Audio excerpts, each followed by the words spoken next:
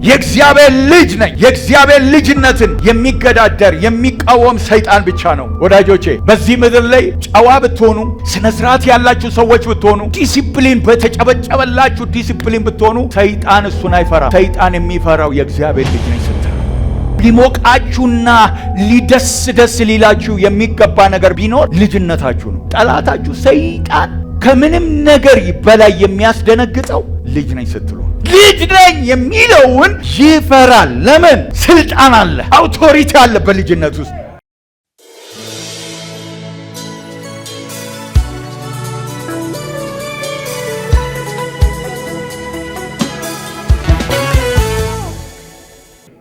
ዛሬ ማካፍላችሁ ኢየሱስ ላንተ ማን ነው? አሜን። ኢየሱስ ላንተ ማን ነው? እስቲ ከጎናችሁ ያለውን ሰው ዞር ብላችሁ ኢየሱስ ግን ላንተ ማን ነው በሉት። ኢየሱስም ለሐዋርያቱ የሰውን ልጅ ማን ይሉታል? ከዛ በኋላ ነው ማብራሪያ ጴጥሮስ የቀጠለው። ጌታ ይባረክ። ዛሬ ኢየሱስ ማን ነው የሚል ቃል ነው ማካፍላችሁ። ማቴዎስ ምዕራፍ 16 13 እንደዚህ ይላል።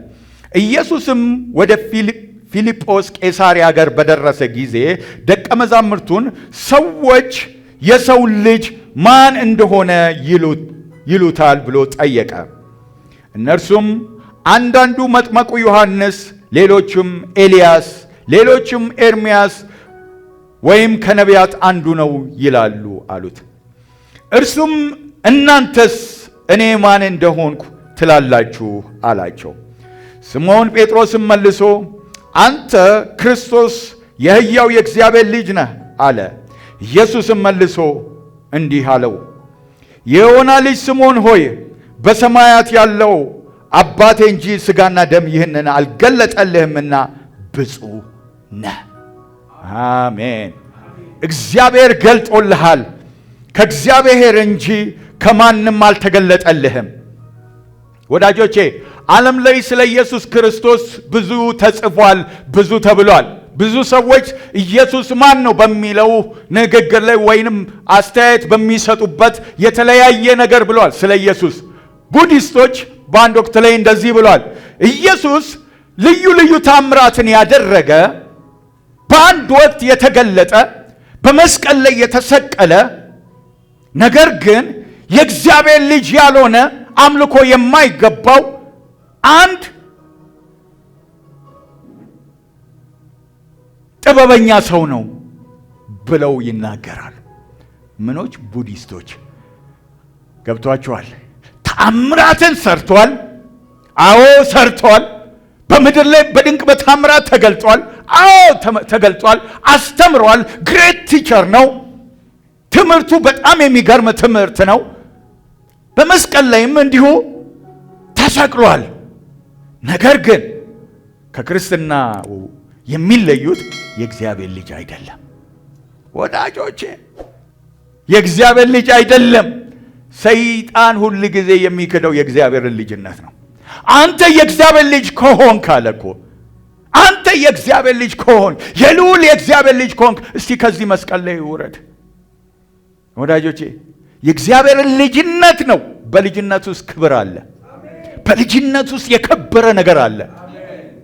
ስለዚህ እነሱ ሌሎቹ የሚክዱት ኢየሱስን አምላክነቱን ነው፣ ልጅነቱን ነው። እኛ ግን የእግዚአብሔር ልጅ እንደሆነ እናውቃለን። ልክ ጴጥሮስ እንደተናገረ አንተ የሕያው የእግዚአብሔር ልጅ ነህ፣ ከዚህ በቀር የምናውቀው ሌላ ነገር የለም አለ። ምክንያቱም ይሄንን ስጋና ደም አያውቁም። ስጋና ደም አሁን እንደነገርኳችሁ ነው። ቡዲስቶች እንደሚናገሩት ነው። አያውቁም የእግዚአብሔር ልጅነት። እግዚአብሔር እንዴት ኢንካርኔት ሊሆን ይችላል? እንዴት ስጋና ደም ሊለብስ ይችላል? እንዴት ሊወለድ ይችላል? ይሄ ካልኩሌሽን አይገባቸውም። ስለዚህ ስጋና ደም አይገባውም፣ መንፈስ ግን ይገባዋል። በመንፈስ ያየ ግን ይገባዋል። መንፈስ የእግዚአብሔር መንፈስ ካልገለጠልህ በቃል ይሄንን ልታውቅ ልትረዳ አትችልም ማለት። መረዳት የምታገኘው ከእግዚአብሔር መንፈስ ሲገልጥልህ ብቻ ነው። አብ የገለጠልህ ጊዜ ነው መረዳት የምትችለው። ፕሬዝ ጋድ። ስለዚህ ወዳጆቼ የኢየሱስን ማንነት የምናውቀው በመንፈስ ነው። አሜን። በመንፈስ የሆነ ሰው የእግዚአብሔር ማንነት ያውቃል። የእግዚአብሔር ልጅ ነኝ። የእግዚአብሔር ልጅነትን የሚገዳደር የሚቃወም ሰይጣን ብቻ ነው። ወዳጆቼ በዚህ ምድር ላይ ጨዋ ብትሆኑ፣ ስነ ስርዓት ያላችሁ ሰዎች ብትሆኑ፣ ዲሲፕሊን በተጨበጨበላችሁ ዲሲፕሊን ብትሆኑ፣ ሰይጣን እሱን አይፈራም። ሰይጣን የሚፈራው የእግዚአብሔር ልጅ ነኝ ስትል ነው። ተግባብተናል? እኔ ስለ እናንተ እየተናገርኩ ነው። ኢየሱስ እኮ ልጅነትን ሰጥቶን ሄዷል። እሱ ልጅ ነበረ። አሁን ግን በአብ ቀኛል። እኛን በአብ ቀኝ አስቀመጠ እንደ ልጅ። አሜን። ሊሞቃችሁና ደስ ሊላችሁ የሚገባ ነገር ቢኖር ልጅነታችሁ ነው። ሃሌሉያ። እኔ ልጅ ናችሁ። ምክንያቱም ጠላታችሁ ሰይጣን ከምንም ነገር በላይ የሚያስደነግጠው ልጅ ነኝ ስትሉ ነው። ልጅ ነኝ የሚለውን ይፈራል። ለምን? ስልጣን አለ፣ አውቶሪቲ አለ። በልጅነት ውስጥ አቅም አለ። ማዘዝና መገንጠል ትችላለህ። ጠላትን መግዛት ትችላለህ። በእባብና በጊንጡ ላይ በጠላት ሁሉ ላይ ምን ሰጠዋችሁ? ስልጣንን ሰጠዋችሁ። ምን ስለሆናችሁ? ልጅ ስለሆናችሁ። ጎረቤት ስለሆናችሁ ነው እንዴ?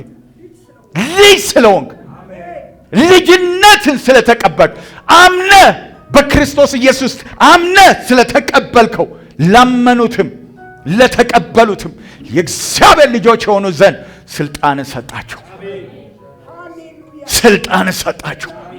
ይሄ በቃ ትልቅ ነውጥ ያመጣ ሰማይና ምድርን በቃ ጠላትን ያቃወሰ ነገር ቢኖር ስልጣንን ሰጣቸው። በምን? በልጅነት። አሜን። በልጅነት ስልጣን ትመላለሳለህ። አውቶሪቲ ባንተ ላይ አለ። ስልጣን ባንተ ላይ አለ። ሰይጣን የሚነግረን አትስማ።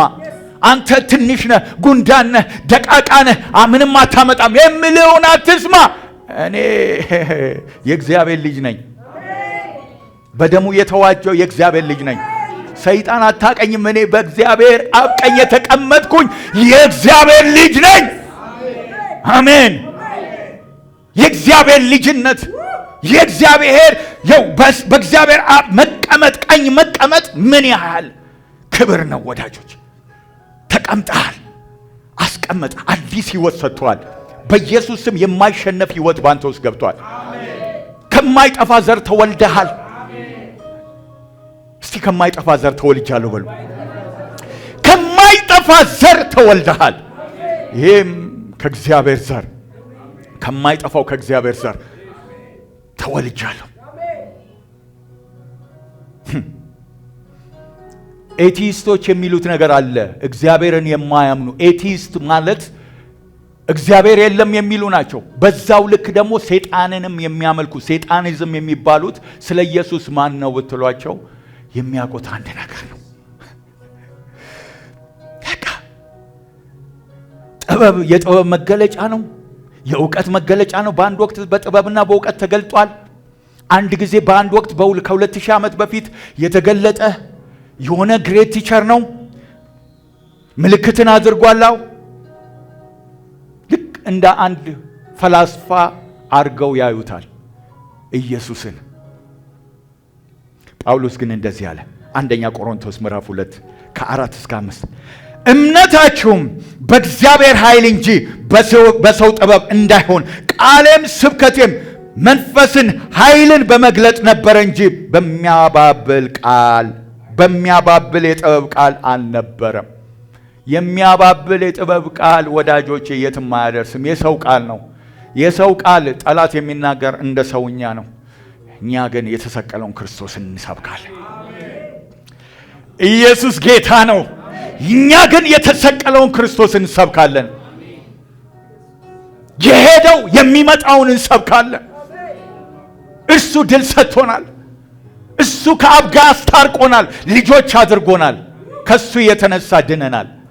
እሱ ረድቶናል። ሃሌሉያ። እስቲ የረዳ ሰው ለጌታ ልልታ ጭብጨባ።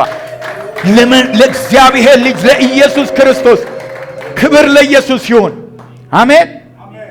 ወዳጆቼ ሶስት ነገሮች እናገርና ጨርሳለሁ። ኢየሱስ ለኔ የተላከ የእግዚአብሔር ልጅ ነው። የተላከ የእግዚአብሔር ልጅ ነው።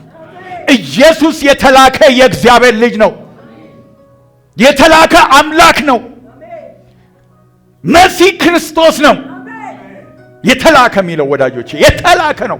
እሱ በእግዚአብሔር የተላከ ነው። አሳይን አድርጎ ሚሽን ይዞ የመጣ የተላከ ነው ከእግዚአብሔር ዘንድ። ኢየሱስ እኮ እንደዚህ አለ፣ ከአብ ዘንድ መጥቻለሁ ተልኬያለሁና አለ። የተላከ መሆኑን ሲናገር ወዳጆቼ እርሱ ተልኳል። ከእናንተ ዮሐንስ ወንጌል ምዕራፍ 7:29 ላይ እንደዚህ ይላል፣ እኔ ግን ከእርሱ ዘንድ ነኝ። ከማን ዘንድ ነኝ? ከእርሱ ከማን? ከአብ ዘንድ ነኝ። አሜን። ከአብ ዘንድ ነኝ። አንተ ከየት እንደሆን ካናቀም ባሉት ጊዜ እኔ ከእርሱ ዘንድ ነኝ፣ ከእግዚአብሔር ዘንድ መጥቻለሁ አለ። እርሱም ልኮኛልና አውቀዋለሁ ብሎ ጮኸ። ማንን? እግዚአብሔርን። የላከኝን አውቃለሁ። የላከኝን አብን አውቀዋለሁ። አታውቀውም ያለው አውቀዋለሁ። የላከኝን አውቃለሁ በኮንፊደንስ ወዳጆቼ። እግዚአብሔር ክርስቶስን ወደዚህ ምድር ሲልከው ስለ እኔና ስለ እናንተ ኃጢአት ሸከም ዘንድ ከዛም ነፃ ያወጣን ዘንድ በአብ ቀኝ ያስቀምጠን ዘንድ ሚሽን ይዞ መጥቷል። አሜን። ይሄ ሚሽን ነው ጠላትን ያስጨነቀው።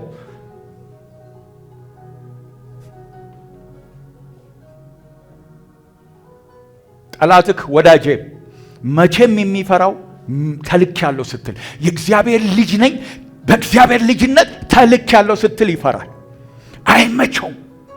ምክንያቱም ጠላት የእሱ መንግስት በልጆቹ ነው የሚናወጠው፣ በእግዚአብሔር ልጆች ይናወጣል። አሜን። የሚገለብጡት የእግዚአብሔር ልጆች ናቸው፣ ስልጣን የተሰጣቸው ናቸው። ጠላት የሚፈራ የእግዚአብሔርን አጀንዳ የእግዚአብሔርን ሐሳብና የእግዚአብሔርን ዓላማ እንደተሸከምክ ሲያውቅ ነው። ስለዚህ ወዳጆቼ የእግዚአብሔር ዓላማና የእግዚአብሔር አጀንዳ በአንተ ላይ አለ። ጠላት የሚፈራው ማንንም አይፈራም፣ አንተን ግን ይፈራል። ለምን? መንግስቱን ትገለብጣል፣ መንግስቱን ሼክ ታደርጋለህ። ይሄ እውነት አይደበቅባችሁ። ዛሬ በዚህ ስጋ ውስጥ ሳላችሁ እንደ ስጋ ትመላለሳላችሁ። እውነታ ግን በእናንተ ውስጥ ያለው ክርስቶስ ኃይለኛ ነው፣ ኃይለኛ ነው። ብትደክምም ኃይለኛ ነው። እሱ ኃይለኛ ነው፣ በእናንተ ውስጥ ይበረታል። ወዳጆቼ እግዚአብሔር የናዝሬቱ ኢየሱስ ክርስቶስን ወደዚህ ምድር ሲልክ ኃይለኞችን ሊያስነሳ ነው። ጀግኖችን ጄኔሬሽን ትውልድ፣ ኃይለኛ ትውልድን ሊያስነሳ ነው። የሚፈራ የሚደነግጥ ትውልድን ሳይሆን የሚያስደነግጥ ትውልድን ሊያስነሳ ነው። ስለዚህ የእግዚአብሔር ዓላማ፣ የእግዚአብሔር ሥራ፣ የእግዚአብሔር ቅባት ባንተ ላይ ካለብክ ወዳጄ ወይም መንፈሳዊ ናዝራዊ ከሆንክ ጠላት ይፈራሃል። የተለየ ከሆንክ ለእግዚአብሔር የተለየሽ ከሆንሽ ጠላት ይፈራሻል። እኔ ዛሬ የው በምንም አይነት ሁኔታ ውስጥ ያላችሁ ሰዎች ሁኑ፣ በድካም እንደዚህ ብላችሁ ያላችሁ፣ በህይወት ጎብጣችሁ ያላችሁ፣ እግዚአብሔር የጌታ ኢየሱስ በእናንተ ውስጥ ኃይለኛ ነው። ይሄንን ነው ማቀው። በድካማችሁ ውስጥ ኃይለኛው ክርስቶስ ነው፣ እናንተ አይደላችሁም። የሚያበረታችሁ የእግዚአብሔር መንፈስ በእናንተ ውስጥ አለ። አሜን። የሚያነቃችሁ የእግዚአብሔር መንፈስ አለ። ዛሬ የው እንደዚህ ተጭኗል ማለት ነገም ተጭኗል ማለት አይደለም። ቀና ትላለህ። ጊዜ መጥቷል። ቀና ትላለህ። እግዚአብሔር ጠላትን ከእግር በታች ያስገዛልሃል። ቀና ትላለህ። ከዚህ በኋላ ያስጨነቁን ከእግር በታች ያስገዛልሃል። ቀና ብለህ ትራመዳለህ። ከፍ ከፍ ትላለህ። በኢየሱስ ስም የያዙ ሁሉ ይለቁሃል። የታገሉ ሁሉ ይለቁሃል። ያስጨነቁ ሁሉ ይለቁሃል። መንገድ ይከፍቱልሃል። ከዚህ በኋላ አይታገሉህም። እግዚአብሔር ከዚህ በኋላ ለቆሃል። አሜን።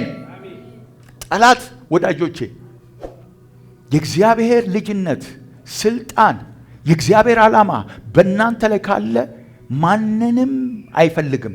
ያንን ያለበት የእግዚአብሔር ዓላማ ያለበትን ነው። ሌላ ስለዚህ እግዚአብሔር በልጁ ዓላማ ሰጥቶናል። የዘላለም አጀንዳ ሰጥቶናል። ይሄም አጀንዳ በክርስቶስ ኢየሱስ መጠቅለል ይባላል። አሜን አሜን። መጠቅለል እግዚአብሔር አጀንዳ ኤፌሶን ላይ ሲናገር እግዚአብሔር ትልቅ አጀንዳ አለው አለ። በዘመን መጨረሻ ፍጥረትን ሁሉ በክርስቶስ መጠቅለል ነው። ሌላ አጀንዳ የለውም። ስለዚህ አንተ በዛ አጀንዳ ውስጥ ከገባ ጠላት ይፈራሃል። ያለህን ነገር ሊያስጥል ይፈልጋል። ልጅነትህን ሊያስጥል ይፈልጋል። ያለህን ነገር እግዚአብሔር የሰጠህን ዓላማ ሊያስጥል ይፈልጋል። አንበሳው የሚውጠውን ፈልጎ በዙሪያችሁ እያገሳ ይዞራል። ምን ፈልጎ? የሚውጠውን ፈልጎ፣ አንዳች ነገር ፈልጎ። የሚዋጥ ነገር ከሌለ ምን አንተ ጋር ምን ይሰራል? የሚዋጥ ነገር፣ የሚውጠው፣ የሚያርደው፣ የሚያጠፋው፣ የሚገለው ነገር ከሌለ አንተ ጋር ምን ይሰራል? ምንም አይሰራም። ነገር ግን አንተ ጋር የከበረ ነገር አለ። እግዚአብሔር አሳይን አድርጎ ለዓላማ ቀብቶ አስነስቶሻል። ስለዚህ ጠላት በአንተ ዘንድ ይዞራል፣ ግን አያገኝህም። አሜን። ትቃወመዋለህ፣ ጠላት ከፊት ይሄዳል፣ ከፊት ይሸሻል። አሜን። ለምን ይመስላችኋል ሄሮድስ ኢየሱስን የተከተለው? ለምን ፈለገው? ያንን የ2 ዓመት ወይ የ1 ዓመት ሕፃን ልጅ ሲከተለው ሊያርድ ሊገድል ሲፈልግ የነበረው ለምን ይመስላችኋል? ምን አለው ከ2 ዓመት ልጅ ጋር? ምን አለው? ንጉሥ ነው። ለምን ማሳረድ ፈለገ? ለምን መግደል ፈለገ? ያለበት ዓላማ አለ። በላዩ ላይ የእግዚአብሔር አጀንዳ አለ። የእግዚአብሔር ሐሳብ አለ። የእግዚአብሔር ዕቅድ አለ። የእግዚአብሔር ዘላለማዊ አጀንዳ አለ። ባንተም ላይ ይሄ ነው። የእግዚአብሔር አጀንዳ አለ። አሜን። የእግዚአብሔር ዘላለማዊ ሐሳብ አለ። አያገኝህም፣ አያገኝህም። ነፍሱን የሚፈልጉት ሞተዋልና ወደ ተመለስ፣ ከግብፅ ተመለስ አለ። አሜን። አሁን የምትመለስበት ጊዜ ነው። አያገኝህማ። አሜን። ከዚህ በኋላ አያገኝም። ነፍስን የሚፈልጉት አያገኙትም። እሱ ሊገል ይፈልጋል። አንተ ግን በክብር ትገለጣለህ። በእግዚአብሔር ፊት ታድጋለህ። እያደግህ ትሄዳለህ። ከፍ እያልክ ትሄዳለህ። ፕሬዝ ጋድ። ወዳጆቼ ሳኦል ዳዊትን ለምን ሊገለው ይፈልግ ነበር?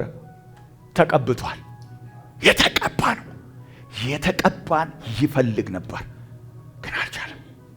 ኤልዛቤል ለምንድን ነው ኤልያስን የምትፈልገው? ለምን የምታሳድደው? ኤልዛቤል ያላት አጀንዳ የተቀባውን መግደል፣ ግን አይቻልም። እግዚአብሔር ከነርሱ ጋር አለ። አሜን። በሁለተኛ ደረጃ ኢየሱስ ለኔ የተቀባ ጌታ ነው። አሜን። የተቀባ ጌታ ነው። መጽሐፍ ቅዱስ ሐዋርያት ምዕራፍ 10:38 ላይ እግዚአብሔርም የናዝሬቱ ኢየሱስ ክርስቶስን በመንፈስ ቅዱስና በኃይል ቀባው፣ መልካም እያደረገ በአጋንንት የተያዙትን ነፃ እያወጣ በሽተኞችን እየፈወሰ ዞረ። እግዚአብሔርም ከእርሱ ጋር ነበር። አሜን፣ አሜን፣ አሜን፣ አሜን፣ አሜን። እግዚአብሔርም ከእርሱ ጋር ነበር። በምን ቀባው? በመንፈስ ቅዱስና በኃይል ቀባው። ነቢያቶች ወዳጆቼ በካህናት ተቀብተው ሊሆን ይችላል። ነገስታቶች በነቢያት ተቀብተው ሊሆን ይችላል። የናዝሬቱ ኢየሱስን ግን የቀባው መንፈስ ቅዱስ ነው። ሃሌሉያ! በመንፈስ ቅዱስና በኃይል ቀባው ይላል። በሰው አልተቀባ፣ እግዚአብሔር በመንፈስ ቅዱስ ተቀባ፣ ሌሎችም እንዲቀቡ። አሜን። አዲስ ኪዳን ላይ ልክ እንደ ኢየሱስ ክርስቶስ እኛም በመንፈስ ቅዱስና በኃይል ተቀባን። እስቲ ተቀብቻለሁ በሉ። በመንፈሱና በኃይሉ ተቀብቻለሁ። በእናንተ ውስጥ ያለውን መንፈስ እየቀሰቀስኩ ነው። የእግዚአብሔር መንፈስ ወዳጆቼ ይነዳል። አሜን። መንደድ ሲጀምር በእናንተ ላይ የሚመጣ የትኛውም የጨለማ ኃይል መትነን ይጀምራል፣ መነሳት ይጀምራል። ከዚህ አይቀርብም፣ ወደ እናንተ መቅረብ አይችልም። በውስጣችሁ ያለው እሳት መቀጣጠል ሲጀምር አይችልም ጠላት። መጽሐፍ ቅዱስ ላይ ሲናገር ጳውሎስም እሳትን ባቀጣጠለ ጊዜ አልቻለም፣ እፉኝቷ ወጣች ይላል። ከእሳቱ የተነሳ አቀጣጥለው።